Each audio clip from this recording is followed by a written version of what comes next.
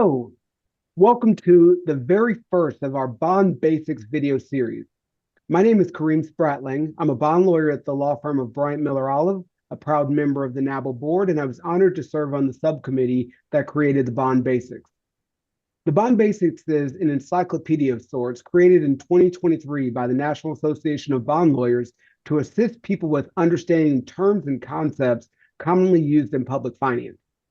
The Bond Basics publication is available both in print and online, and it's available to everyone, including non-NABL members at www.nabl.org.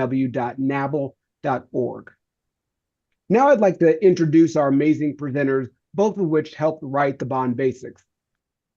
First, we have attorney Niyala Harrison from the law firm of Greenberg, Traurig. Niyala focuses her law practice on public infrastructure finance matters and disclosure and securities law matters.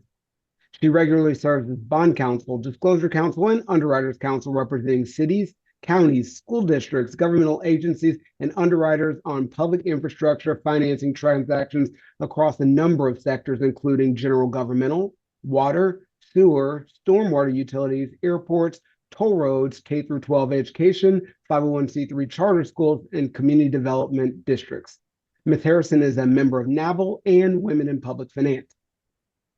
Next, I'd like to introduce Debbi Haskins. Debbi is a senior paralegal / executive assistant with over 30 years of experience in public finance and banking transactions in Spokane, Washington, and supporting attorneys and clients in the Pacific Northwest.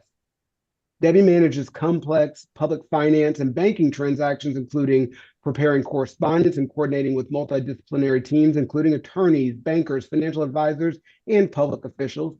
She organizes, schedules, and coordinates meetings and closings and conducts research and drafts legal documents and offering documents. Debbi has been very active in NABL, including serving as a past chair of NABL's paralegal committee. Debbi has also previously served as the executive director of the Industrial Development Authority of Spokane County.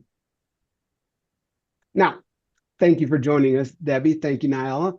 We'll get right into it. Niyala, can you tell us what a TEFRA hearing is? In brief, federal law requires a public hearing to be held before some, but not all tax-exempt bonds can be issued. TEFRA stands for Tax Equity and Fiscal Responsibility Act, which typically requires a public hearing before certain tax-exempt private activity bonds, including 501c3 bonds, can be lawfully issued to finance certain projects like airport facilities, seaport facilities, and private and charter school educational facilities. A TEFRA hearing is not required for governmental bonds, for instance, but it is a very important prerequisite for the types of private activity bonds that I previously mentioned. Interesting. So what's the point of the hearing?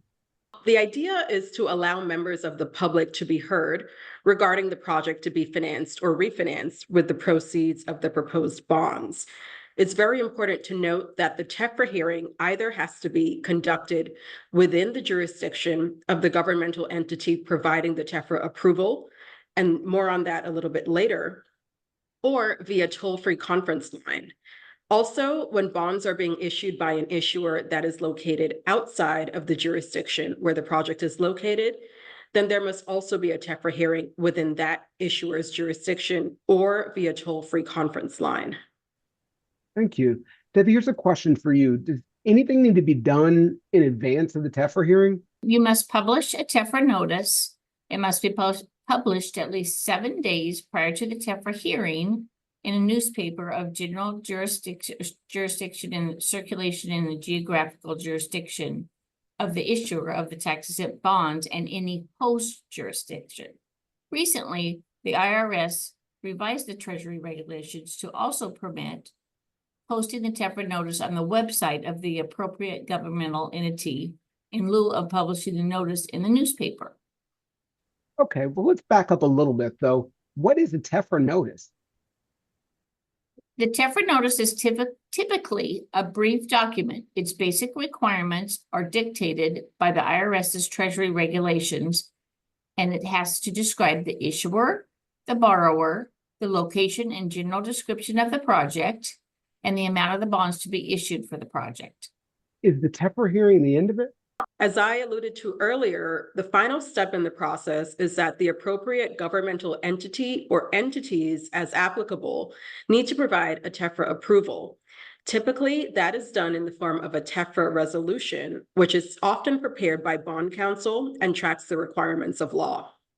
In my experience, 99% of the TEFRA hearings have no public comment. However, occasionally they can get a little interesting. Do you have any stories that you can share?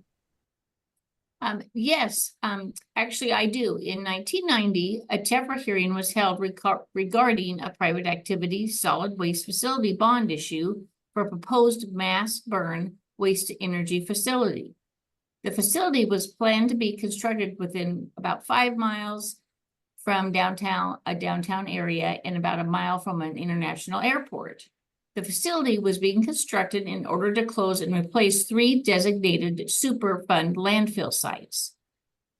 The facility burns municipal solid waste and produces electric energy.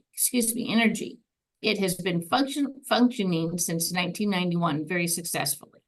The TEFRA hearing was held, duly noticed and conducted, and about 30 to 40 people showed up in order to provide testimony opposing the project.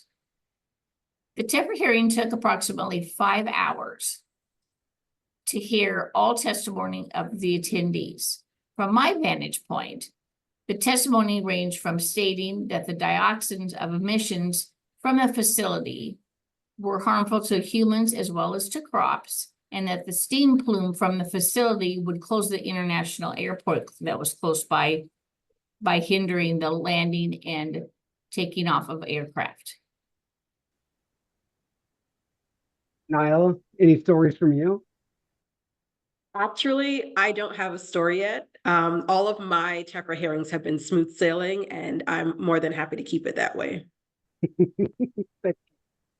Well, thank you very much. This concludes our very first Bond Basics video. I'd like to thank you for joining. I'd like to thank Debbi and Niyala for presenting. As a reminder, the Bond Basics is available online, and if you hunger for additional resources or would like to attend one of our upcoming conferences or webinars, please visit NABL's website at www.nabl.org. Thank you, and we'll see you next time.